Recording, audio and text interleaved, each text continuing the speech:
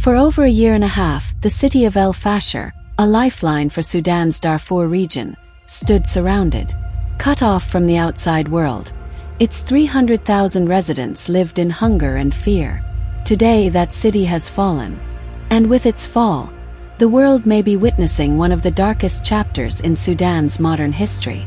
A chapter marked by mass killings, ethnic violence, and humanitarian collapse. This is the story of El-Fasher, the siege that broke it, and the war that's tearing Sudan apart. To understand the fall of El-Fasher, we have to go back to 2019. That year, Sudan's dictator Omar al-Bashir was toppled after 30 years in power. His fall was supposed to mark a new beginning, a democratic Sudan led by civilians. But the institutions he built were already poisoned. During his rule, Bashir relied on militias known as the Janjaweed, Arab fighters accused of ethnic cleansing in Darfur during the early 2000s. These militias later evolved into the Rapid Support Forces, or RSF, led by Mohammed Hamdan Dagalo, better known as Hemedti. At the same time, the country's regular army, the Sudanese Armed Forces, or SAF, was led by General Abdel Fattah al-Burhan. Both men briefly shared power after Bashir's fall, promising a transition to democracy. But by April 2023, their alliance collapsed, and Sudan plunged into civil war. At its core, Sudan's war is a power struggle between two generals, one controlling the national army, the other commanding a paramilitary empire. When talks began to merge the RSF into the regular army, Hemedti refused. He wanted independence and control. What followed was chaos. Fighting erupted in the capital, Khartoum, and quickly spread across the country. Both sides claimed to fight for Sudan's future. But for ordinary Sudanese civilians, the result was only death and displacement. By mid-2024, El-Fasher, the capital of North Darfur, became a city under siege. The RSF encircled the city for 18 months, cutting off food, medicine, and communication. Inside, more than 250,000 people, many already displaced from earlier conflicts, were trapped. Aid agencies warned that famine was spreading. Some families survived on animal feed. Children scavenged through empty food bags. But leaving was nearly impossible. RSF fighters had dug trenches around the city, a deadly perimeter. Those who tried to flee were often shot on sight. In late October 2025, the siege finally ended. Not with peace, but with conquest. The RSF stormed El-Fasher, overpowering Sudanese forces after months of fierce fighting. On October 27th, the army officially withdrew. In a televised address, General al-Burhan said his forces had retreated to spare the rest of the citizens and the rest of the city from destruction. But soon after the withdrawal, reports began to surface of mass killings and executions. The United Nations said it had received multiple alarming reports of summary executions. Unarmed men shot while fleeing, civilians killed in their homes. Satellite imagery analyzed by Yale University's Humanitarian Research Lab revealed piles of bodies executed en masse. Its director called it, "unlike anything I've seen in 25 years of documenting war crimes." The Joint Force, a local Darfuri alliance supporting the army, claimed 2,000 civilians had been killed in the first days after the city fell. Independent verification is nearly impossible, because communications have been completely severed. For many in Darfur, this violence feels painfully familiar. In the early 2000s, Sudan's government unleashed the Janjaweed militias to crush a rebellion by non-Arab groups. Entire villages were burned. Hundreds of thousands were killed.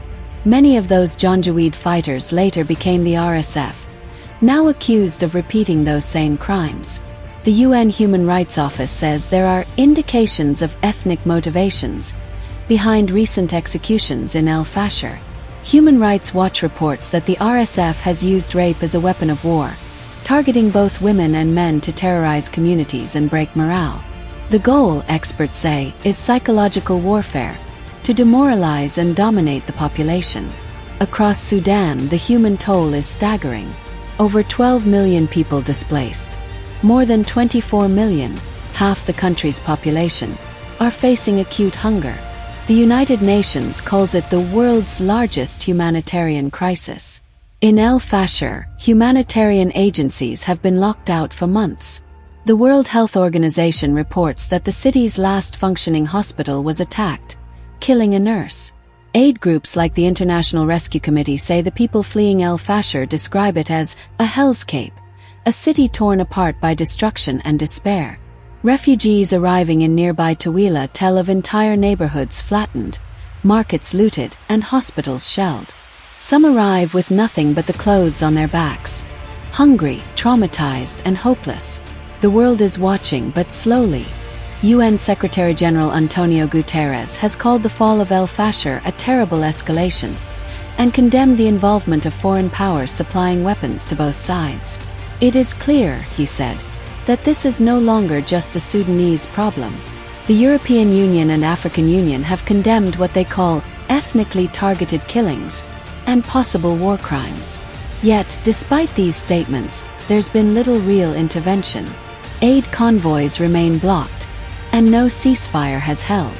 Analysts warn that Sudan could be splintering apart, with the RSF controlling most of western Sudan, and the National Army confined to the east and Khartoum. One survivor told the BBC, "My relatives were gathered in one place, and all killed." Another described bodies left in the streets for days. Children crying beside the dead. For many Sudanese, there is no more internet, no more phone signal, only silence. Their stories struggle to reach the outside world. And in that silence, the violence continues. The fall of El-Fasher could reshape the map of Sudan, and possibly the region. The RSF now controls all 5 capitals of Darfur, giving them de facto rule over the entire West.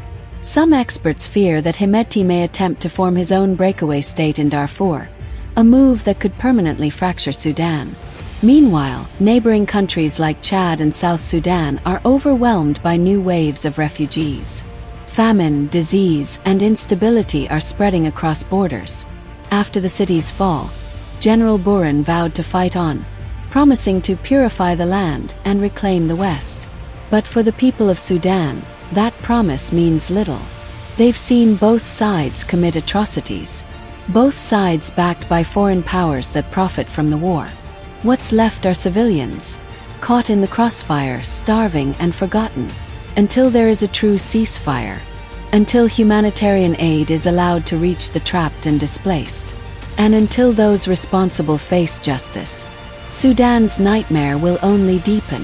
El-Fasher has fallen, but Sudan has not yet fallen silent. Every hour that passes means more lives lost, not only to bullets but to hunger and neglect. The world once said never again after Darfur. And yet it is happening again in plain sight. We owe it to Sudan's people not to look away.